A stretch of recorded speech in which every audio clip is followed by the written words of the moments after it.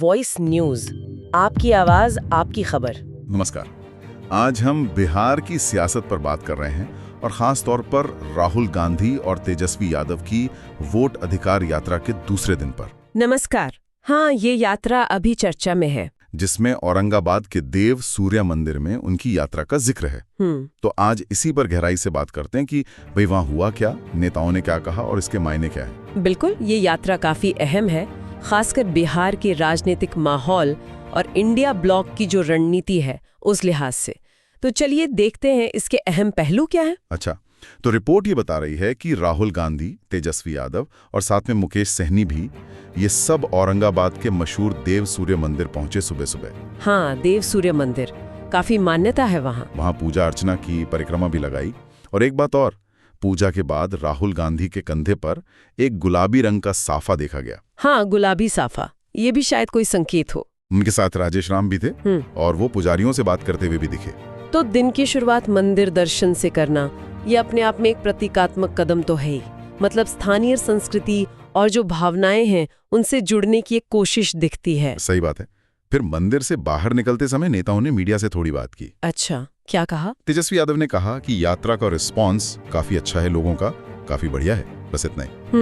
आत्मविश्वास दिखाने की कोशिश। और विकासशील इंसान पार्टी मतलब वीआईपी के मुकेश सहनी वो भी काफी जोश में दिखे। हाँ, उनका क्या कहना था? उन्होंने कहा बहुत ही अच्छा है, देख ही रहे हैं कि किस तरीके से हुजूम पड़ा हुआ है, लोग जागरूक हैं, इस बार बिहार में माहौल बदल रहा है और महागठबंधन की सरकार बनेगी। अच्छा, माहौल बदल रहा है और महागठबंधन की सरकार बनेगी, ये बड़े दावे हैं। हाँ, मतलब पूरा आत्मविश्वास झलका रहे थे। ये बयान अहम है, ये दिखाते हैं कि वो जनता के समर्थन पर कितना जोर दे रहे हैं। और माहौल बदल रहा है, सरकार बनेगी जैसे जुमले ये उनका लक्ष्य साफ करते हैं, कार्यकर्ताओं में जोश भी भरते हैं। लेकिन एक और बात हुई, जब तेजस्वी यादव से उपराष्ट्रपति उम्मीदवार के बारे में पूछा गया तो उन्होंने बस टाल दिया। क्या कहा उन्होंने? बस इतना कहा, सब पता चल जाएगा। और राहुल गांधी, उन्होंने तो इस मौके पर मीडिया से बात ही नहीं की। उपराष्ट्रपति पद पर टिप्पणी से बचना, ये शायद इंडिया ब्लॉक के अंदर जो बातचीत चल रही है या शायद अभी कोई अंतिम फैसला नहीं हुआ है उसकी तरफ इशारा करता है। हो सकता है, या शायद फोकस यात्रा पे ही रखना चाहते हो। ये भी मुमकिन है। कई बार बड़े नेता ऐसे सवालों पर चुप रहना ही बेहतर समझते हैं ताकि मुख्य मुद्दे से ध्यान न भटके। रिपोर्ट में यह भी बताया गया कि देव सूर्य मंदिर से ये यात्रा फिर रफीगंज, जो औरंगाबाद में ही है, और फिर गुरारू, जो गया जिले में पड़ता है, उधर बढ़ेगी।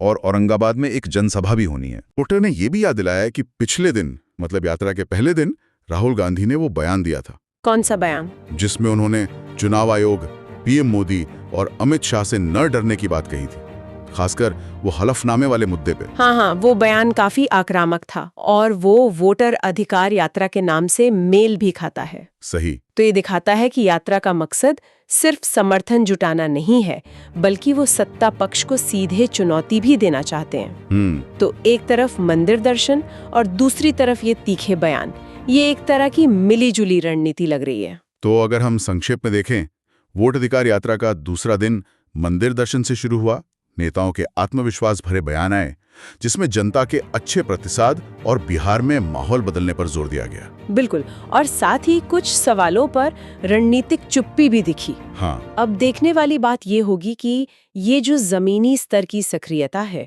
और नेताओं का ये जो आत्मविश्वास है, ये चुनावी नतीजों में कैसे बदलता है। सही कहा। मतलब स्रोत हमें नेताओं के दावे और लोगों की भीड़ तो दिखा रहे हैं, लेकिन सोचने वाली बात ये है कि क्या ये माहौल सच में सत्ता परिवर्तन के लिए काफी होगा या ये महज एक चुनावी सरगर्मी बनकर रह जाएगा।